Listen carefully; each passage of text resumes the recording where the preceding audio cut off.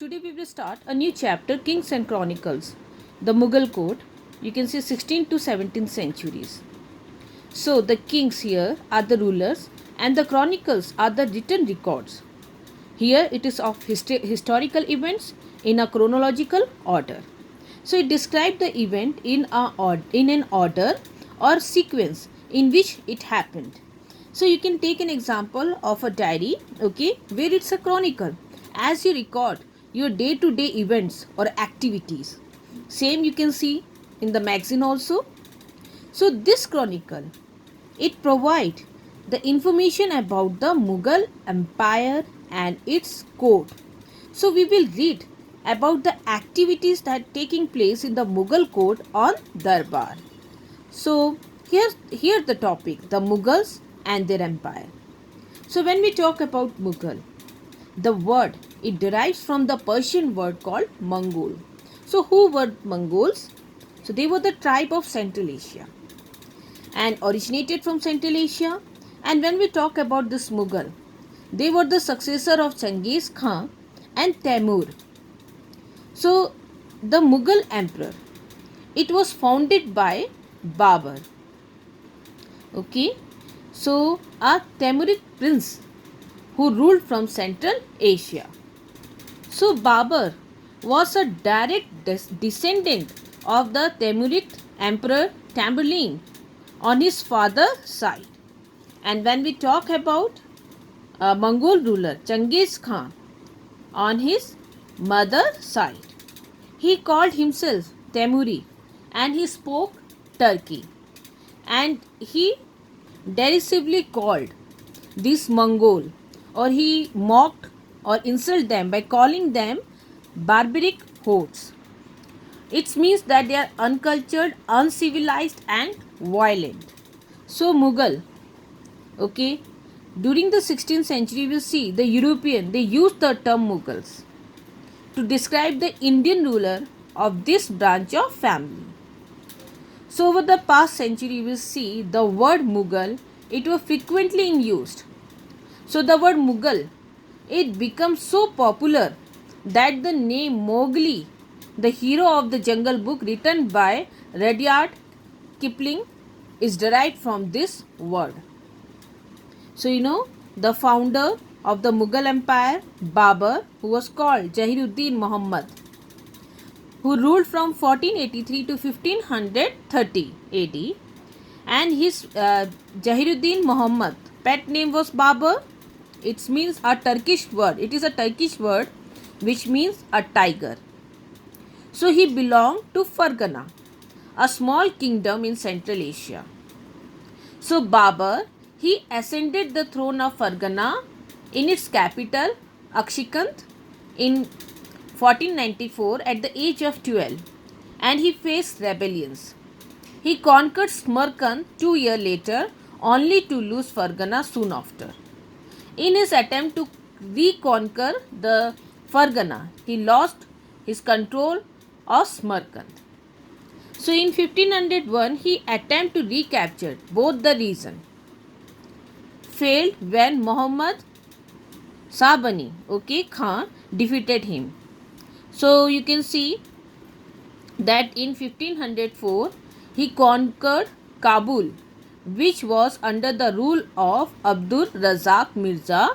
Babur formed a partnership with Safavid ruler Ismail I and reconquered the part of Turkestan including Samarkand.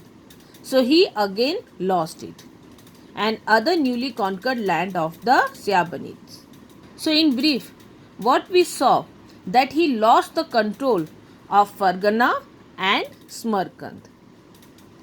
So you can see after losing this Samarkand for the third time, Babur turned his attention to India. At that time, Indian subcontinent was ruled by Ibrahim Lodi of the Afghan.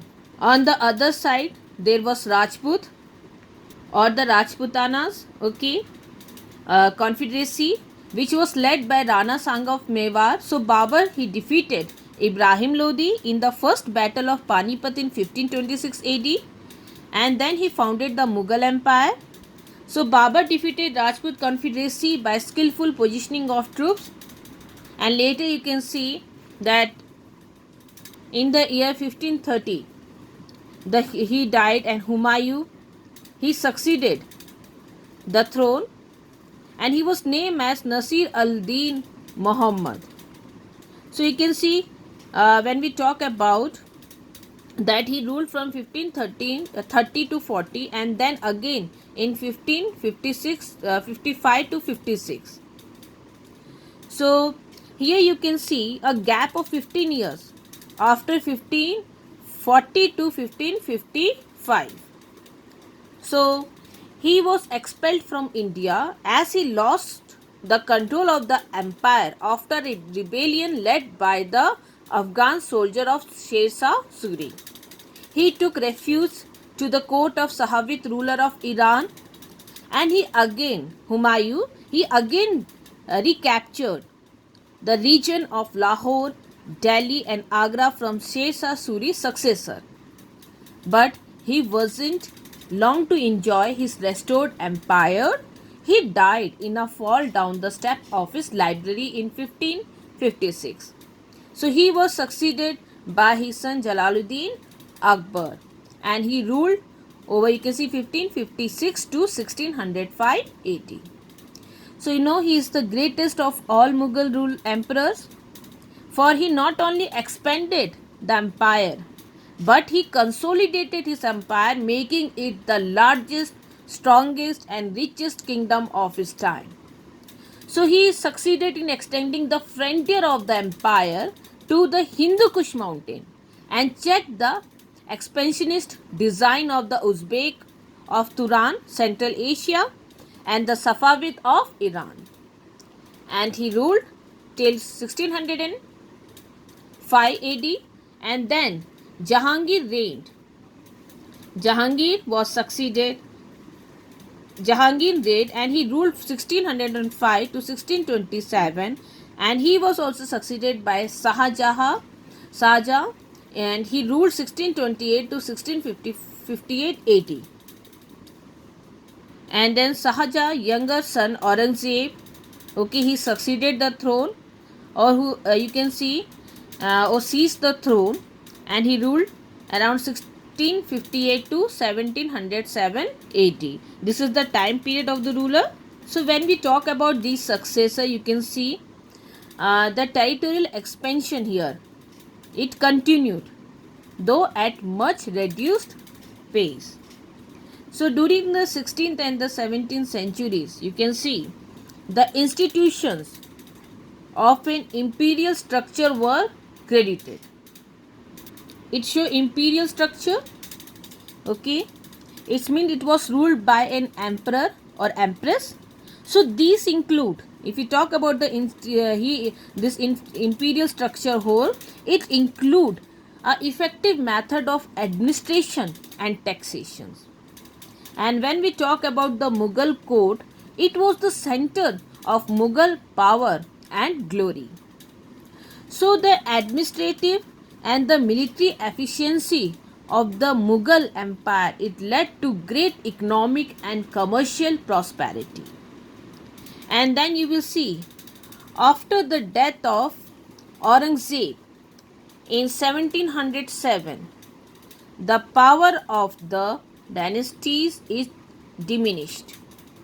So you can see, in the place of the vast system of empire control from Delhi, Agra or Lahore, so now the different capitals, cities, now the regional powers, or the local leader, they aroused and occupied the region from the Mughal. Later in the year, you can see in 1857,